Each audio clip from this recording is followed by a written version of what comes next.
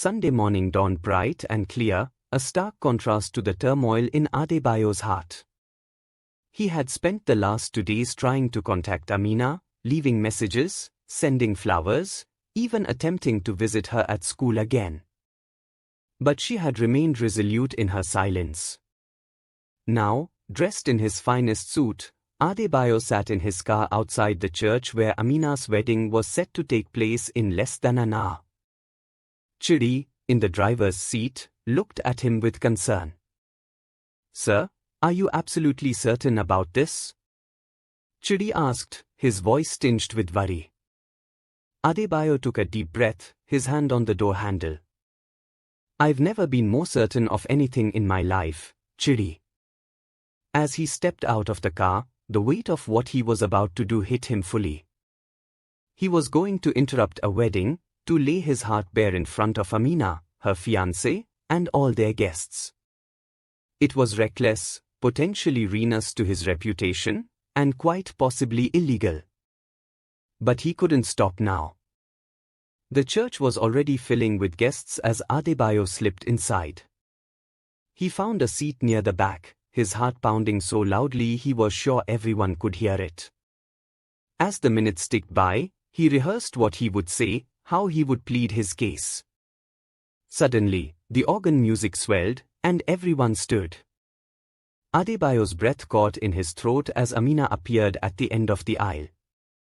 She was breathtaking in her white gown, her face radiant behind her veil. For a moment, Adebayo's resolve wavered. How could he disrupt such a beautiful moment? But then Amina's eyes swept across the church, and for a split second, they locked with his. In that brief moment, Adebayo saw a flicker of something. Surprise? Confusion? Or was it something more? The ceremony began, the priest's words washing over Adebayo in a blur. His palms were sweating, his heart racing. He barely registered the readings, the hymns, his focus entirely on Amina and the approaching moment of truth. If anyone knows of any reason why these two should not be joined in holy matrimony, speak now or forever hold your peace. The traditional words hung in the air. This was it. His last chance. Adebayo stood, his legs shaking. "I object," he said, his voice ringing out in the suddenly silent church. A collective gasp went up from the assembled guests. Amina whirled around, her eyes wide with shock. Her fiancé, Usman, looked bewildered and angry. "Amina," Adebayo said, his voice steadier now as he walked towards the altar. "I know this is crazy. I know you told me to stay away. But I couldn't let you do this without telling you how I feel one last time." Security guards began to move towards him, but Adebayo pressed on, his eyes locked on Amina's. "For 3 years, I've thought about you every day. The woman who saved my life, who showed such bravery and kindness. I've built my company, achieved success, but something was always missing. It was you, Amina. It's always been you." Usman stepped forward, his face thunderous. "Who the hell are you?" But Amina held up a hand, stopping him. "Let him speak," she said softly, her eyes never leaving Adebayo's. Encouraged, Adebayo continued. "I know I don't really know you. I know you have a life, a love, that I'm not part of. But I also know that what I feel for you is real. It's more real than anything I've ever felt. And I believe, deep down, that you feel something too." The church was dead silent now, every eye on Adebayo and Amina. "I'm not asking you to leave with me right now," Adebayo said. "I'm just asking for a chance. A chance to know you, to show you who I am. Because I believe that what we could have is worth fighting for. Worth risking everything for." He took a step closer, his heart in his throat. "Amina Ibrahim, I love you. And if there's even a small part of you that feels something for me, please, don't marry him today. For a long moment, no one moved. No one spoke.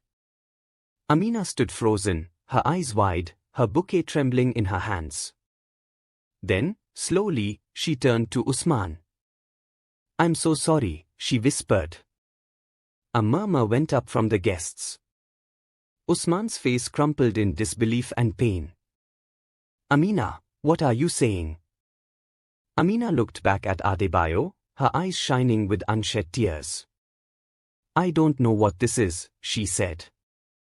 "I don't know if it's love or madness or both. But I can't ignore it. I can't pretend I don't feel something." She turned back to Usman, gently placing her bouquet in his hands. "I'm sorry," she said again. "I can't do this. Not now. Not like this."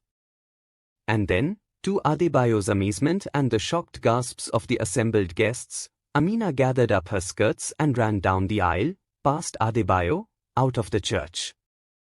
For a moment, Adebayo stood rooted to the spot, unable to believe what had just happened. Then, spurred on by the angry shouts now filling the church, he turned and ran after her.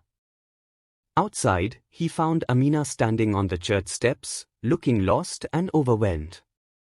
When she saw him, a mix of emotions played across her face: fear, excitement, uncertainty. "What now?" she asked, her voice barely above a whisper. Adebayo held out his hand, his heart pounding. "Now," he said, "we find out if this is real." As Amina's hand slipped into his, Adebayo felt a surge of joy and terror. He had done it. He had stopped the wedding. But what came next? What would this mean for Amina, for him, for everyone involved? As they ran towards his waiting car, Chidi's shocked face visible behind the wheel, Adebayo knew one thing for certain: nothing would ever be the same again. The adventure he had dreamed of for 3 years was just beginning. And it promised to be wilder, more complicated, and more thrilling than he could have ever imagined.